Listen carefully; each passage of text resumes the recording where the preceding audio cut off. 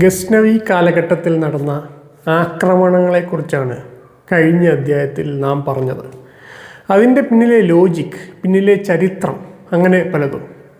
എന്നാൽ ഒരു നൂറ്റാണ്ടിന് ശേഷം ഹിന്ദുക്കുഷ് മലനിരകളിൽ നിന്ന് പുതിയൊരു ഗോത്ര വിഭാഗം ഉയർന്നു വന്നു.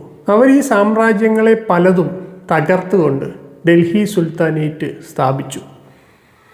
ഗൂറിദുകൾ ആരായിരുന്നു അവർ? എങ്ങനെയാണ് അവർക്ക് ഇത്രയും വ്യാപകമായ ഭൂമി വളരെ പെട്ടെന്ന് പിടിച്ചെടുക്കാൻ കഴിഞ്ഞത്? എങ്ങനെയായിരുന്നു അവരുടെ ഭരണം? അതാണ് ഇന്ന് നാം അന്വേഷിക്കുന്നത്. മധ്യകാല ഇന്ത്യ ചരിത്രത്തിൻ്റെ മറ്റൊരു എപ്പിസോഡിലേക്ക് എല്ലാവർക്കും സ്വാഗതം.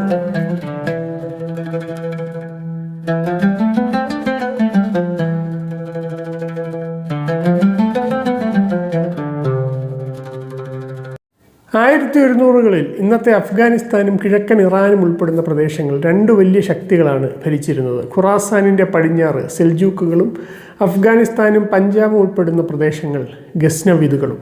12-ാം നൂറ്റാണ്ടോടെ ഗസ്നവിദുകളുടെ പതനം ആരംഭിച്ചു.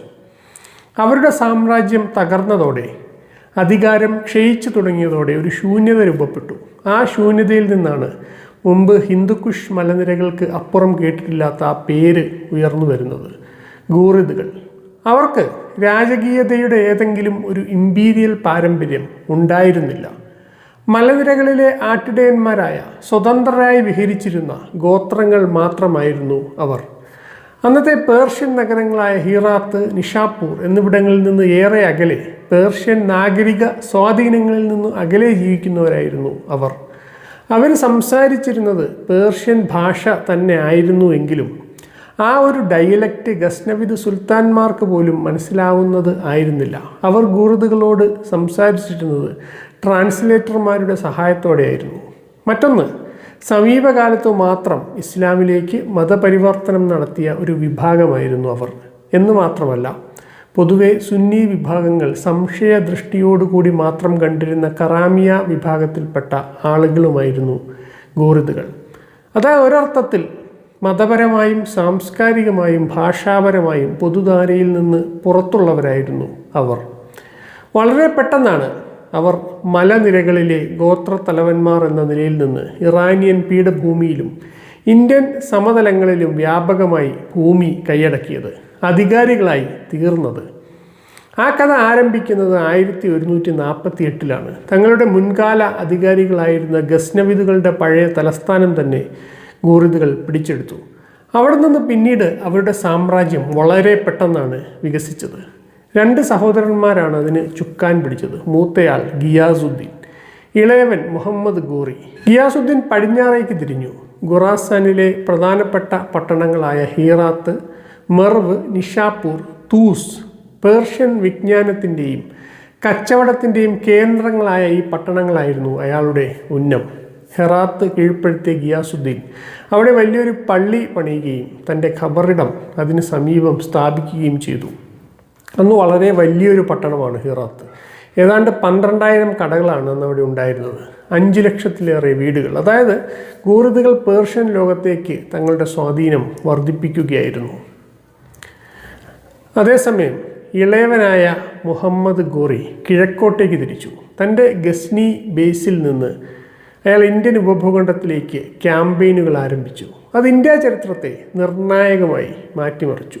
1775 മുൾട്ടാനിലെ ഇസ്മായിലികളുടെ കേന്ദ്രമാണ് അദ്ദേഹം ആദ്യം ആക്രമിച്ചത്. 3 വർഷത്തിന് ശേഷം പഴയ ഗസ്നവി മാതൃകയിൽ സ്വത്തുക്കൾ പിടിച്ചെടുക്കാൻ വേണ്ടി ഗുജറാത്തിലേക്ക് ആക്രമണം വ്യാപിപ്പിച്ചു.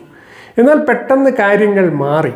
സ്വത്തുക്കൾ പിടിച്ചെടുക്കുന്നതിനപ്പുറം തൻ്റെ അധികാരം സ്ഥാപിക്കുക എന്നതുകൂടി മുഹമ്മദ് ഗോറി ലക്ഷ്യമാക്കി തുടങ്ങി. 1180 പേഷവാർ പിടിച്ചെടുക്കുന്നതോടെ ഖൈബർ പാസിൻ്റെ നിയന്ത്രണം അദ്ദേഹത്തിൻ്റെ കൈകളിലായി. തുടർന്ന് ഗസ്നവിദ് സാമ്രാജ്യത്തിൻ്റെ അവസാനത്തെ ശക്തി കേന്ദ്രമായ ലാഹോറും വീണു. തുടർന്ന് നിർണായകമായ നിമിഷം വന്നു. 1191 ബാറ്റിൽ ഓഫ് ടെറൈൻ. ഡൽഹിയും അജ്മീറും ഭരിച്ചിരുന്ന പൃഥ്വിരാജ് ചൗഹാനാണ് അദ്ദേഹത്തെ നേരിട്ടത്. ആദ്യത്തെ യുദ്ധത്തിൽ മുഹമ്മദ് ഗോറി പരാജയം ഏറ്റുവാങ്ങി. ഒരു കുന്തമേറ്റ് അയാളുടെ കരങ്ങൾക്ക് പരിക്കേറ്റു. തിരിച്ച് ഗസ്നിയിലെത്തിയ മുഹമ്മദ് ഗോറി തൻ്റെ കാലാൾപ്പടയെ ആനകൾക്കെതിരെ യുദ്ധം ചെയ്യാൻ പരിശീലിപ്പിച്ചു. തടിയിൽ ആനയുടെ വലിയ ഡമ്മികൾ ഉണ്ടാക്കി അതിനെ ആക്രമിക്കാൻ പരിശീലനം നേടി. 1 വർഷത്തിന് ശേഷം വീണ്ടും വലിയൊരു സൈന്യവും അയാൾ തിരിച്ചെത്തി. 1192 ടറൈനിൽ വീണ്ടും അവർ കണ്ടുമുട്ടി. ഇത്തവണ ഗൂറിദുകൾ പൃഥ്വിരാജിൻ്റെ സൈന്യത്തെ അമ്പേ പരാജയപ്പെടുത്തി. പൃഥ്വിരാജ് പിടിയിലാവുകയും വടക്കേ ഇന്ത്യ ഗൂറിദുകൾക്ക് മുന്നിൽ തുറക്കപ്പെടുകയും ചെയ്തു. പിന്നീട് 1 പതിറ്റാണ്ട് കൊണ്ട് ഇന്ത്യൻ സമതലങ്ങളിലെ പ്രധാനപ്പെട്ട പട്ടണങ്ങൾ ഓരോന്നോരോന്നായി അവർ പിടിച്ചെടുത്തു. ഡൽഹി, അജ്മീർ, ബനാറസ്, ഗ്വാളിയോർ, കനൂജ്. അങ്ങനെ മലനിരകളിലെ ഗോത്ര യോദ്ധാക്കളിൽ നിന്ന് അവർ സാമ്രാജ്യ സ്ഥാപകരായി. പേർഷ്യൻ രാജവാഴ്ചയുടെ അടയാളങ്ങൾ ഓരോന്നോരോന്നായി അവർ എടുത്തണിഞ്ഞു.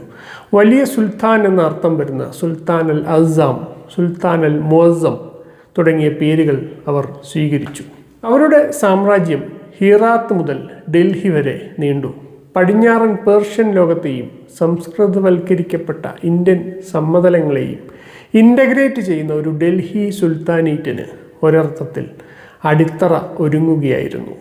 പിന്നീട് നൂറ്റാണ്ടിൻ്റെ അന്ത്യത്തോടെ ഗൂറിദുകൾ മെയിൻ സ്ട്രീം സുന്നി വിശ്വാസത്തെ പുൽകുകയും ചെയ്തു. ഈ ചരിത്രം ഏതൊരു പഠിതാവിനെയും അത്ഭുതപ്പെടുത്തിയിട്ടുണ്ട്. ഗൂറിദുകളുടെ ഇത്തരത്തിലുള്ള സഡനായ വളർച്ചയെ എങ്ങനെയാണ് വിശദീകരിക്കുക? മലനിരകളിലെ അപരിഷ്കൃത ഗോത്രങ്ങൾ എങ്ങനെയാണ് വളരെ പെട്ടെന്ന് ഇത്തരത്തിൽ ഒരു സാമ്രാജ്യം കെട്ടിപ്പടുത്തത്? ആ ചോദ്യത്തിൻ്റെ പ്രധാന ഉത്തരം ഗസ്നവിദുകളുടെയും സെൽജൂക്കുകളുടെയും തകർച്ചയുമായി ബന്ധപ്പെടുത്തിയാണ് വിവരിക്കപ്പെടുന്നത്. അത് സൃഷ്ടിച്ച അധികാരശൂന്യത ഉപയോഗപ്പെടുത്തുകയാണ് ഗൂറിദുകൾ ചെയ്തത്. അങ്ങനെ വടക്കേ ഇന്ത്യയിലേക്ക്, അഫ്ഗാനിസ്ഥാനിലേക്ക് തങ്ങളുടെ യോജിച്ച തീവ്രമായ അംബീഷ്യസായ ആക്രമണങ്ങളിലൂടെ അവർ കടന്നുകൂടി. പിൽക്കാല മുസ്ലിം ചരിത്രകാരന്മാരും ഇംഗ്ലീഷ് ചരിത്രകാരന്മാരും മുസ്ലിം ഗാസികളായി ഗൂറിദുകളെ ചിത്രീകരിക്കാൻ ശ്രമിച്ചിട്ടുണ്ട്. അതിന് പക്ഷേ ചരിത്രപരമായ തെളിവുകൾ കണ്ടെത്തുക സാധ്യമല്ല. അക്കാലത്തെ നാണയങ്ങളും ചരിത്ര കഥനങ്ങളും ചരിത്ര രേഖകളും അത്തരത്തിൽ അവരെ വിശേഷിപ്പിക്കുന്നത്, പ്രത്യേകിച്ച് മുഹമ്മദ് ഗോറിയെ അങ്ങനെ വിശേഷിപ്പിക്കുന്നത് കാണാൻ നമുക്ക് കഴിയില്ല. എന്ന് മാത്രമല്ല, അയാളുടെ ആദ്യകാല ആക്രമണങ്ങൾ മുസ്ലിങ്ങൾക്കെതിരിലാണ്, ഹിന്ദുക്കൾക്കെതിരിൽ ആയിരുന്നില്ല. മുൾത്താനിലെ ഇസ്മായിലികൾക്ക് എതിരെ, ലാഹോറിലെ ഗസ്നവികൾക്ക് എതിരെ മതപരമായ ഏതെങ്കിലും ഒരു മിഷൻ എന്നതിനപ്പുറം പൊളിറ്റിക്കൽ അംബീഷൻസ് എന്ന് അതിനെ വിശേഷിപ്പിക്കുന്നതാണ് ചരിത്രപരമായി കൃത്യം. ഡൽഹി, ബനാറസ്, അജ്മീർ എന്നിവിടങ്ങൾ പിടിച്ചെടുത്തപ്പോഴും അവരുടെ ലക്ഷ്യം മതപരമായിരുന്നില്ല. തങ്ങളുടെ ശത്രുക്കളായ രാജകുടുംബങ്ങളെ പുറത്താക്കുക എന്നതായിരുന്നു. ശത്രു രാജ്യത്തിൻ്റെ അമ്പലങ്ങൾ ആക്രമിക്കുക എന്നത് മധ്യകാലത്ത് ഏവരും പിന്തുടർന്ന പ്രാക്ടീസായിരുന്നു എന്ന് നാം കഴിഞ്ഞ അധ്യായത്തിൽ പറഞ്ഞു. അത്തരം പ്രാക്ടീസുകൾ ഗൂറിദുകളും പിന്തുടർന്നിട്ടുണ്ട്. അതിനപ്പുറം നിലനിൽക്കുന്ന ക്രമത്തെ പുനരുപയോഗിക്കുകയാണ് അവർ ചെയ്തത്. എങ്ങനെയാണ് താൻ പിടിച്ചടക്കിയ പ്രദേശങ്ങൾ മുഹമ്മദ് ഗോറി ഭരിച്ചത് എന്ന് നോക്കാം.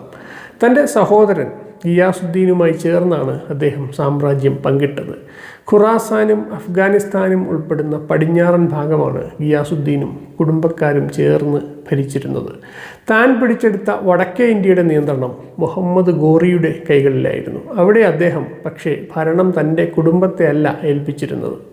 താൻ വളർത്തിയ, പരിശീലിപ്പിച്ച തുർക്കിക് അടിമകളെയാണ് പ്രധാന പദവികളിൽ അദ്ദേഹം അവരോധിച്ചത്. മധ്യേഷ്യയിൽ നിന്ന് അടിമകളായി ചെറിയ പ്രായത്തിൽ സൈനിക സേവനത്തിന് റിക്രൂട്ട് ചെയ്യപ്പെട്ടിരുന്ന ഇത്തരം അടിമകളെക്കുറിച്ച് നാം കഴിഞ്ഞ അധ്യായത്തിൽ പറഞ്ഞിരുന്നു.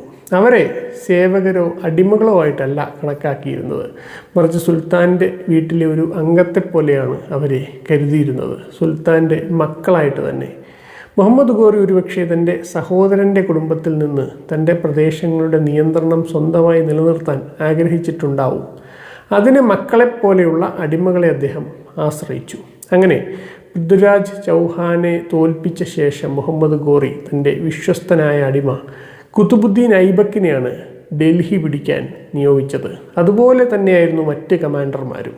ഇൻഡസിലേക്ക് താജുദ്ദീൻ ഇൽദിസ്, സിന്ധിലേക്ക് നാസറുദ്ദീൻ കുബച്ച, രാജസ്ഥാനിലെ ബയാനിലേക്ക് ബഹാവുദ്ദീൻ തുഗ്രിൽ എല്ലാവരും ഗോറിയുടെ അടിമകളായിരുന്നു. ഗൂറിദുകൾ സ്ഥാപിച്ച ഭരണക്രമം നോക്കുകയാണെങ്കിൽ അത് വളരെ പ്രായോഗികമായ ഒന്നായിരുന്നു. ഇന്ത്യയിൽ അന്ന് നിലനിന്ന ക്രമത്തെ തന്നെ ഉപയോഗപ്പെടുത്തി അതിൻ്റെ അധിപന്മാരാവുകയാണ് അവർ ചെയ്തത്. മുമ്പുണ്ടായിരുന്ന ഭൂ ഉടമകളും രാജകുമാരന്മാരും ഏതാണ്ട് മുഴുവൻ തങ്ങളുടെ സ്ഥാനങ്ങളിൽ തുടർന്നു. പൃഥ്വിരാജ് ചൗഹാന്റെ മകൻ തന്നെ സാമന്ത രാജാവായി പുനഃസ്ഥാപിക്കപ്പെട്ടു. അദ്ദേഹത്തിൻ്റെ അനന്തരവന്മാർ ഗോറിക്ക് സമ്മാനങ്ങൾ അയച്ചു കൊടുക്കുകയും നന്ദി പ്രകാശനം നടത്തുകയും ചെയ്യുന്നുണ്ട്. ഗോളിയോറിലും ബനാറസിലും ഗുജറാത്തിലുമെല്ലാം പഴയ രാജവംശങ്ങൾ ഗൂർദുകളുടെ അധികാരം ഓവർലോഡ്ഷിപ്പ് പദവി അംഗീകരിച്ചുകൊണ്ട് തുടർന്നു. ഈ അർത്ഥത്തിൽ മുഹമ്മദ് ഗോറി ഒരു ആക്രമകാരി ആയിട്ടല്ല, മറിച്ച് സംസ്കൃത മണ്ഡല സിദ്ധാന്തത്തിന് അനുരൂപമായ വിധത്തിൽ അധികാരവൃത്തത്തിന് മധ്യത്തിലെ മേലധികാരിയായി സ്വയം അവരോധിക്കുകയാണ് ചെയ്തത്. ഈ മണ്ഡല സിദ്ധാന്തത്തെക്കുറിച്ച് നാം കഴിഞ്ഞ അധ്യായത്തിൽ പറഞ്ഞിട്ടുണ്ടല്ലോ. പ്രീ മോഡേൺ കാലത്ത് സാമ്രാജ്യത്തിൻ്റെ പ്രധാന അധികാര ഉപാധിയായ ചിഹ്നമായ വസ്തുവായിരുന്നു നാണയങ്ങൾ. ഇക്കാര്യത്തിലും രാജവംശത്തിൻ്റെ കിഴക്കും പടിഞ്ഞാറും വ്യത്യാസങ്ങൾ നമുക്ക് കണ്ടെത്താൻ കഴിയും. പടിഞ്ഞാറ് ഗിയാസുദ്ദീൻ്റെ നേതൃത്വത്തിലുള്ള ഇറാനിയൻ പ്രവിശ്യയിൽ നാണയങ്ങൾ ഇസ്ലാമിക ഇൻസ്ക്രിപ്ഷൻ രീതികളാണ് ഫോളോ ചെയ്തിരുന്നത്. അതിൽ ഇമേജുകൾ ഉണ്ടായിരുന്നില്ല. കലിഗ്രഫി മാതൃകയിൽ അറബിക് ഇൻസ്ക്രിപ്ഷൻസ് മാത്രം. എന്നാൽ കിഴക്ക് മുഹമ്മദ് ഗോറിയുടെ വടക്കേ ഇന്ത്യൻ പ്രവിശ്യയിൽ പഴയ രീതിയിലുള്ള നാണയങ്ങൾ തന്നെയാണ് പിന്നെയും പുറത്തിറങ്ങിയത്. ഒരു വശത്ത് കുതിരപ്പടയാളിയുടെ ചിത്രം, മറുവശത്ത് മുഹമ്മദ് ഗോറിയുടെ നാമം ബഹുമാന്യമായ ശ്രീ എന്ന അഭിസംബോധനയോടുകൂടി ദേവനാഗരിക സംസ്കൃത ലിപിയിൽ രേഖപ്പെടുത്തിയ നാണയങ്ങൾ. ലക്ഷ്മി ദേവിയുടെ ചിത്രങ്ങളോടുകൂടിയ ചില നാണയങ്ങളും പുറത്തിറങ്ങിയത് കാണാം. കച്ചവടത്തെയും നികുതിയെയും നിലനിർത്താൻ കഴിയുന്ന വിധത്തിൽ രാഷ്ട്രീയമായി പ്രാഗ്മാറ്റിക്കായ ഗൂർദ് നിലപാടുകളെയാണ് ഇത് കാണിക്കുന്നത്. അപ്പോൾ ഗൂർദുകളുടെ ഉദയത്തെക്കുറിച്ച് ചിന്തിക്കുമ്പോൾ ചുരുക്കി പറയാവുന്ന കാര്യങ്ങൾ ഇവയാണ്. മധ്യേഷ്യയിലെ ശിഥിലമായ രാഷ്ട്രീയ ലോകം സൃഷ്ടിച്ച അധികാരശൂന്യതയിൽ നിന്ന് സാധ്യത മുതലെടുത്ത് ഉയർന്നു വന്നവർ. തങ്ങളുടെ ലെജിറ്റിമസി സ്ഥാപിക്കാൻ അവർ പേർഷ്യൻ ഭരണരീതികളും ഇന്ത്യൻ ചിഹ്നങ്ങളും സൈനികമായ ഡിസിപ്ലിനും ആശ്രയിച്ചു. ആ ഫ്യൂഷൻ മധ്യേഷ്യയും ഇന്ത്യയും തമ്മിൽ പേർഷ്യൻ സംസ്കൃത ലോകങ്ങൾക്കിടയിൽ പാലമായി. ആ ഗൂർദ് രാജ്യം ഒരു ഡൽഹി സുൽത്താനേറ്റായി രൂപാന്തരപ്പെട്ടതിൻ്റെ ചരിത്രം വീണ്ടും അടുത്ത അധ്യായത്തിൽ തുടരാം. നിങ്ങളുടെ അഭിപ്രായങ്ങൾ അറിയിക്കുക. മറക്കാതെ സബ്സ്ക്രൈബ് ചെയ്യുക.